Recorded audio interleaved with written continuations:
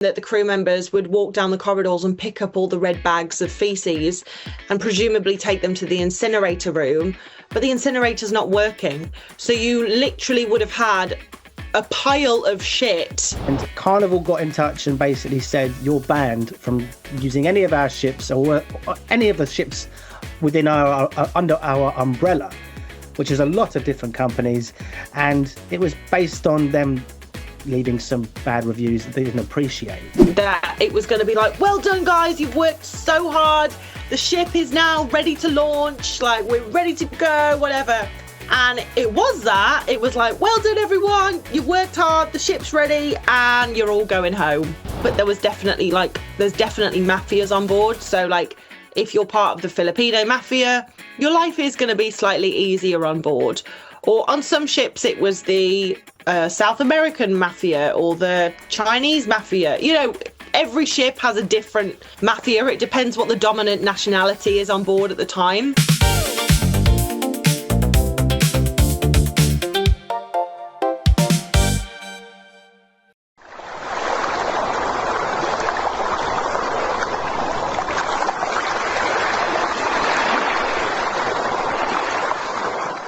What about most challenging part of your job? What was the the bit that you kind of dreaded having to do sometimes? Was there any aspect of it? It was different on every contract. The parts that I loved and the parts that I dreaded. But I think towards the end, the bit that really was getting to me was the rules. It was and it's just the little things like, if I had the morning off and I wanted to go and get a coffee from Starbucks on board, I was a crew member, so I couldn't go and sit in passenger areas and just enjoy my coffee. I had to go in crew areas, but most of crew areas are, well, all on the last ship that I was on, all crew areas was indoors. The only outdoor crew area was a smoking area, and I don't smoke. So I'm like, well, I don't want to sit. I don't want to sit in a room full of people that are smoking. And you couldn't wear your flip-flops down the I-95. And I know it sounds so trivial, but like if you're getting off the ship to go to the beach, you want to wear your sandals, right? But you couldn't wear your sandals from the cabin to getting off the cruise ship. I remember that. Well, but that wasn't a rule they enforced on my ship. Everyone was in their flip-flops, but they did on yours. Oh, they did on the last one. So if you were going to the beach, you would have to put trainers on or closed shoes on just to walk to the gangway. And then once you were off the ship, you could put your sandals on. But it meant that you had to lug your trainers around with you all day just to walk to and from your cabin.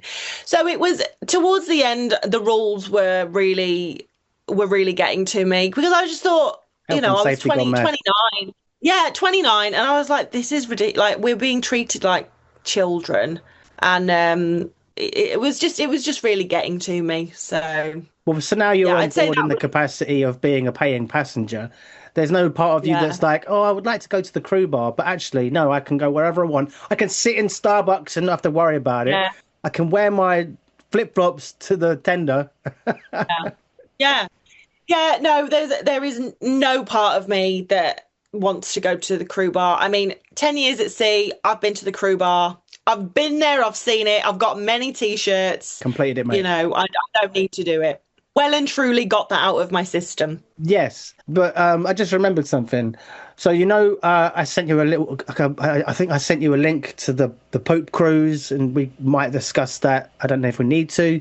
Did you watch it? What did you think of it? I watched it. I actually made a YouTube video on it, but I can't post it because of copyright. So anyway, but I was horrified. And I actually don't think the documentary made it sound as traumatizing as it actually was. For who? For the passengers. Oh, you think the passengers, right? I really think it was probably way worse than they made it sound. And it sounded pretty bad. But yeah. My only problem was that it didn't really... What did you think? I thought it was a bit, unfair in some capacity, because they weren't really showing you anything about the crew's perspective of that entire experience. They had an English female cruise director, they had some guy who was doing the radio communications, there was an Indian chef, and there was the Ukrainian Girls, the hen party. The bartender. The crew, yeah.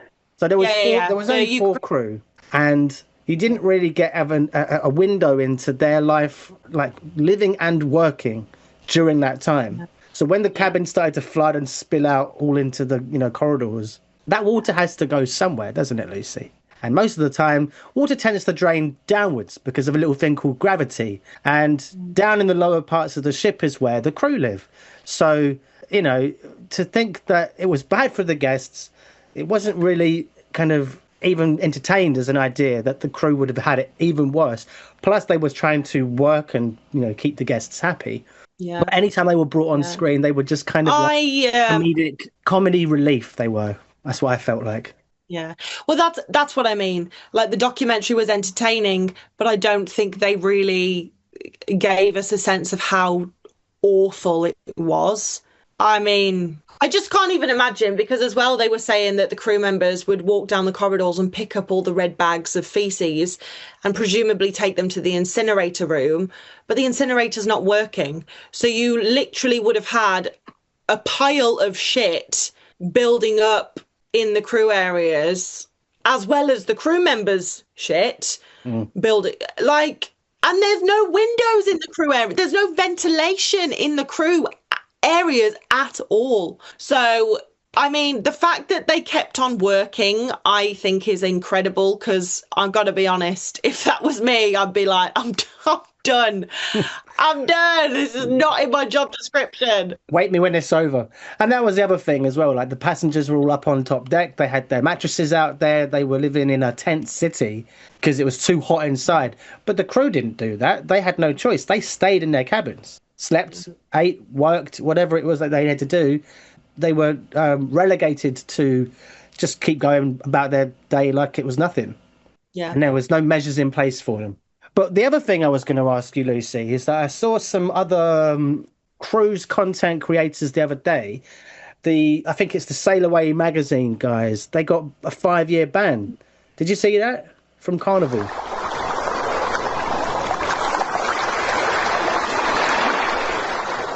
I did see it. I haven't gone in depth into the story, but I did see it. Do you know more about it? Well, I mean, if information's changing all the time, and by the time this comes out, that information may have changed. But the point was that the reason I was bringing it up was a couple of guys, they have a channel called Sail Away Mag, and they have, a channel on YouTube. They do content where they're going on cruises and they are, reviewing it, basically. And Carnival got in touch and basically said, you're banned from using any of our ships or any of the ships within under our umbrella, which is a lot of different companies. And it was based on them leaving some bad reviews that they didn't appreciate. My question to you is, as a vlogger now, and you're independent from the industry, you're not really sponsored by anyone, you're just doing it for the love of doing it. Do you worry that another company might do something to you and strike away your privileges? Because if you don't have a good time and you're honest about it and you share in a video, that might, you might suffer the same fate potentially.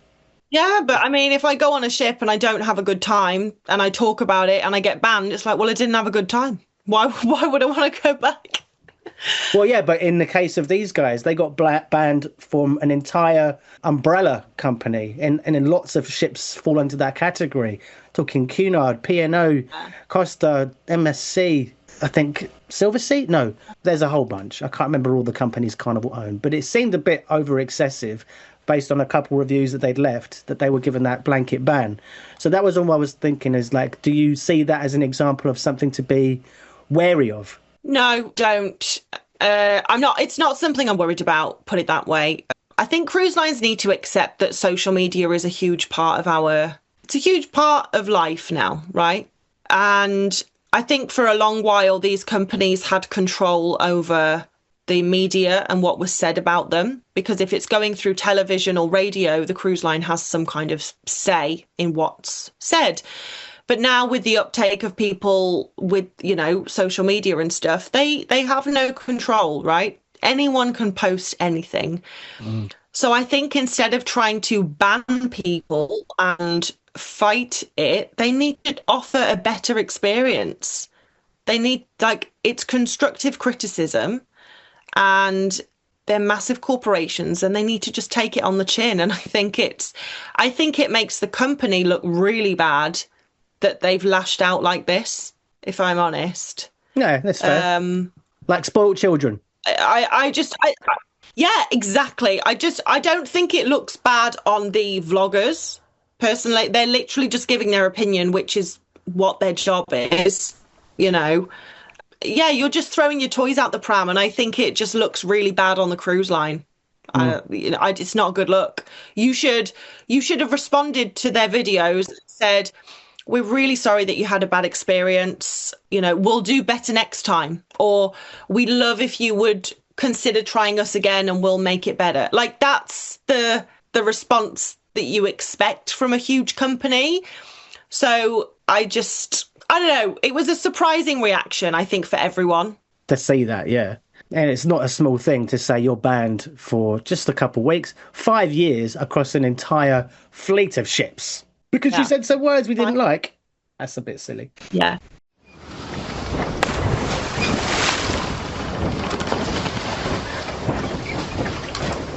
You said that you'd never shut the door on cruising, but if you were to go back on ships, what job would you like to do? It's a difficult one, but I think I'd probably work in the art department. Funny you to say that. Gary Bainbridge was saying in the last episode, don't buy the art on board because they're scammers. But you're okay with that, I guess. Well, no. I'm looking at it from a selfish point of view, right? Good money. So I know that if you work in the art department, you earn good money, the hours are pretty good. You're kind of your own boss on board, especially if you're manager of the art department. Like, you don't really have a superior on board. So it's a good job to have. Now, how good the art is, it's all subjective. It's all very subjective. But so going back, what about, I'm trying to segue as gently, as courteously as I can. Was there much in the schedule for your own romantic endeavours on board, or was you just always working? I mean, you're not always working, but yeah, it depended on what ship. Like, when I was working in the shops on board, there was a lot more time just for me in general, because you would only work in the evenings because the shops were only open when you were away. Yeah. So it means you have the majority of the day to get off the ship, explore the ports, you know, go out with your friends. So yeah, there was a lot of time to enjoy it. Was there any forbidden fruit? Define forbidden fruit. Well, it's hard to define for everyone as a blanket statement. I guess just basically what I was getting at is relationships that could have been frowned upon in the wider eyes of society, because he had a husband, she had a wife, they did this, they did that. You weren't supposed to because she was a passenger, and things like that. So it's a broad spectrum of no, that shouldn't happen. Me personally, as far as I know, there were no wives. The boyfriends I had, they were single when they got with me and whatever. So as far as I know, I haven't ruined any marriages. As far as you know. Yeah, no, for me, as far as I know, I mean, do you ever know? But no. No forbidden fruit, not for me. I knew of other people that definitely dabbled.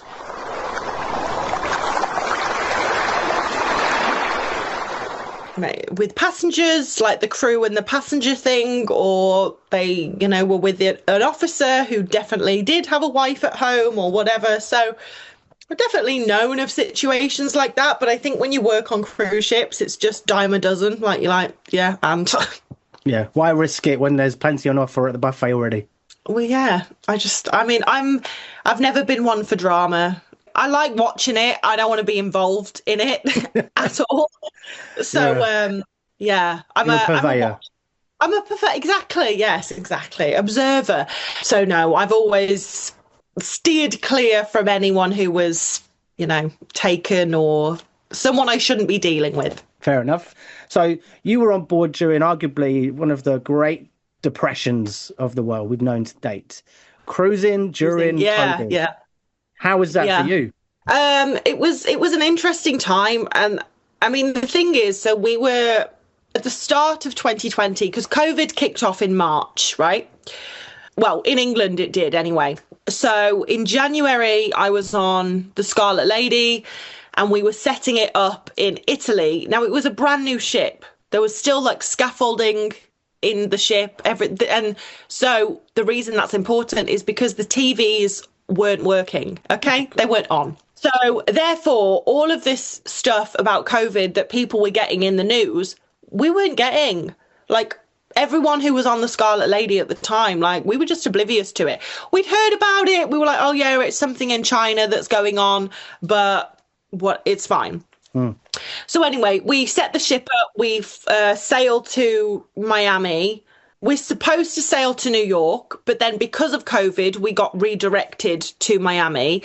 And I think that was the first point where people were like, "Oh, this might be a big deal." And then I think I was on board for like 3 weeks after, and we were just docked in Miami. We didn't move. We were just docked in Miami for 3 weeks. And we were still setting up the ship. We were still working long hours to like get the ship ready to launch, because it was the launch of Virgin Voyages, like the first ship, it was huge. And I always remember one of the days we got called into the Manor, which is the nightclub on board, by Tom McAlpin, who was the CEO. And we all thought that it was going to be like, well done, guys, you've worked so hard. The ship is now ready to launch. Like, we're ready to go, whatever. And it was that. It was like, well done, everyone. You've worked hard. The ship's ready. And you're all going home because of COVID. And I mean, I was very fortunate because I was able to go home and stay with my parents. So it wasn't an issue. But there were literally crew members there that were like, I've sold my house so I can come here. Like, I have nowhere to go.